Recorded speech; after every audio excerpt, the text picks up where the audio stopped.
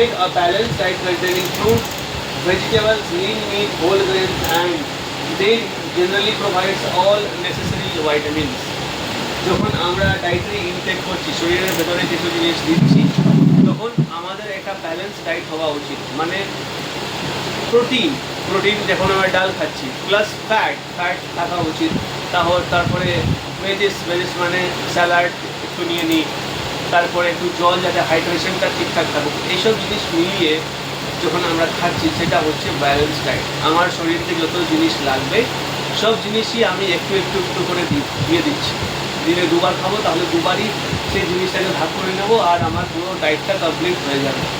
এটাকে বলা হয় ব্যালেন্স ডায়েট, যেখানে যদি আছে ফ্রুট, যে কোনো ধরনের ফল, যে কোনো ধরনের সবজি বা মাংস দিতে পারেন, বা আপনি যখন হোল গ্রেন খাচ্ছেন, হোল গ্রেন বলতে গেলে যে যেমন আমরা হোল গ্রেন খেতে গেলে ভাত খাই, হোল গ্রেন খেতে গেলে মাকাই খাই, মাকাই, জোয়ার, বাজরা, মানে কর্ন যেটাকে বলা হয়, বাজরা খাই। এইসব হলো হোল গ্রেন, যেটা মিলেটস বলা হচ্ছে। সেই হোল গ্রেন যখন আমরা খাই, তখন আমরা ওদের পুরো ফাংশনটাকেই আমাদের শরীরের ভেতরে দিচ্ছি। ওর ভেতরে যে কোনো অর্গ্যানিক কম্পাউন্ডগুলো থাকছে, সেটা আমার শরীরের ভিতরে যাচ্ছে। এটা হলো dietary intake. Supplement, while food is preferred source, supplement may be needed for a specific population. For example, vegetarians often need B12, pregnant women need folic acid.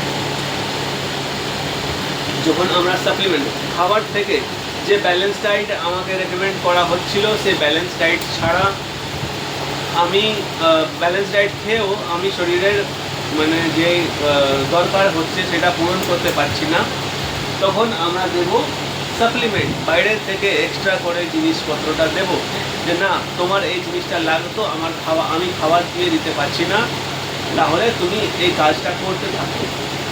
For example, সরকারি অফিসে গেলে আমরা দেখি যে ওর যে রেগুলার ফাংশনের জন্য ফিস হচ্ছে একটা, যেটার জন্য আমাকে স্লিপ দেবে, সেই স্লিপের ফিক্সটা দিলেও আমার কাজ হচ্ছে না।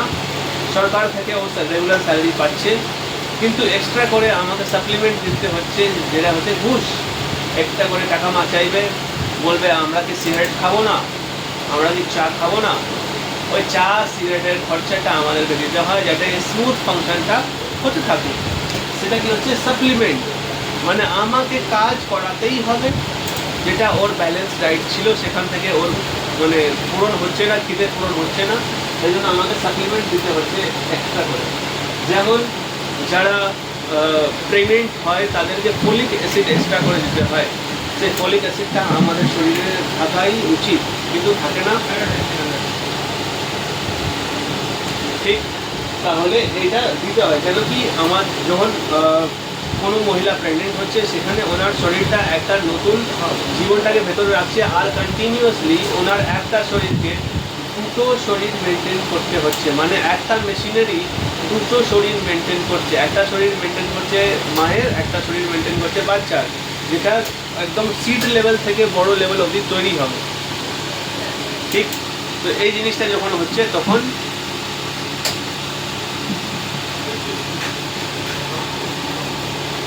ওইখানে এক্সট্রা সাপ্লিমেন্ট দিতে হয়।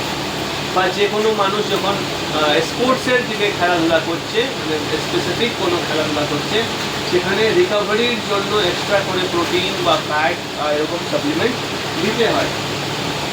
Safety, high doses of sub vitamins can be harmful. It is advisable to consult a healthcare provider before taking supplement. যখন আমরা সাপ্লিমেন্টের কথা বলছি, এখানে একটা জিনিস মনে রাখতে হবে, যে যখন আমরা বাইরের থেকে কোনো জিনিস খাচ্ছি, ফর এক্সাম্পল ভাইটামিন সি যখন এক্সেসিভ হয়ে যায়, এমনিতে এক্সেসিভ হবে না, কেন কি ওটা ফ্যাট সলিবল নয়। ফ্যাট সলিবল না হলে আপনার শরীরে ওটার জমা পুঁজি হবে না। মানে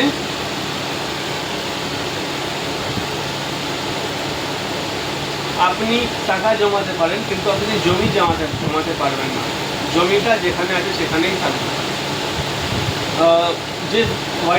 যে ভাইটামিনসগুলো জলে সলিবল হচ্ছে, সেই জলে সলিবল ভাইটামিনসগুলো আপনি জমাতে পারবেন না, কেন কি আপনার শরীরে জল কন্টিনিউসলি থাকছে, আর সেই জলটা একটা সময়ের পর শরীর থেকে বেরিয়ে যাবে ভায়া ইউরিন আর ভায়া আদার এক্সপ্রেটরি মেথডস।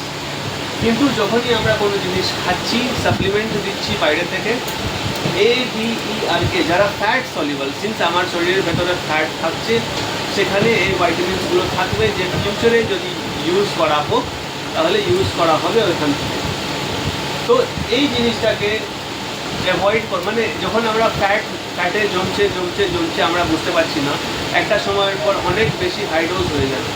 তো সেই হাই ডোজটাকে আটকাতে হলে আমাদেরকে মনে রাখতে হবে যে আমাদের ডায়েটারি ইনটেকটা যাতে ঠিকঠাক থাকুক। বাইরে থেকে যদি আমরা সাপ্লিমেন্ট নিচ্ছি সেটা আমার জেনারেল ইম্পালসে নিয়ে নিতে হবে না, যে ভিটামিন এ নিয়ে নিলে আমার শরীরটা অনেক ফ্ললেস, আমার স্কিনটা অনেক ফ্ললেস দেখা যাবে, সেটা বুঝলে আপনার শরীরের পক্ষে ক্ষতিকর হতে পারে, আপনার কিডনির উপর এক্সট্রা প্রেশার পড়তে পারে। ঠিক, বা ভিটামিন ডি যখন আমরা ক্যালসিট্রল নিচ্ছি আপনার কিডনির উপর এক্সট্রা প্রেশার করতে পারে। প্লাস ইট ইজ অ্যাডভাইজেবল, এটা বলা হয় যে আপনার শরীরে ঠিকঠাক রাখার জন্য আপনাকে রেগুলার ডাইটিশিয়ান বা কোনো একটা কনসালটেন্ট হেলথ কেয়ার এক্সপার্টের সঙ্গে দেখা করে নিতে হয়। ভাইটামিনস আর মিনারেলসের মধ্যে পার্থক্যটা কী? ভাইটামিনসটা কী হচ্ছে? ভাইটামিনসটা হচ্ছে যেটা অর্গ্যানিক কম্পাউন্ড, কিন্তু এটা জ্যান্ত মানুষের বা জ্যান্ত প্রাণীর মধ্যে থাকছে। ঠিক, জ্যান্ত প্রাণীর মধ্যে যখন আমরা কোনো জিনিস পাচ্ছি সেটা হচ্ছে ভাইটামিনস। মিনারেলস জেনারেলি আমরা গাছপালা, মাটি বা পানি, এখান থেকে মিনারেলসগুলো পেতে পারি। ভাইটামিনস যখন আমরা পাচ্ছি সেখানে জ্যান্ত প্রাণী হওয়া দরকার, কিন্তু মিনারেলস যখন আমরা খাচ্ছি তখন আমাদেরকে জ্যান্ত প্রাণী লাগবে না, মানে গাছপালাও লাগবে না, সেখানে শুধু মাটি আর জল হলেই হয়ে যাবে। সেটাই আমাদের শরীরের ক্ষেত্রে মিনারেলসের কাজটা করে দেবে, মিনারেলসটা ওইখান থেকেই পাওয়া যায়। ঠিক, এটা গেল ভাইটামিনসের চ্যাপ্টারটা।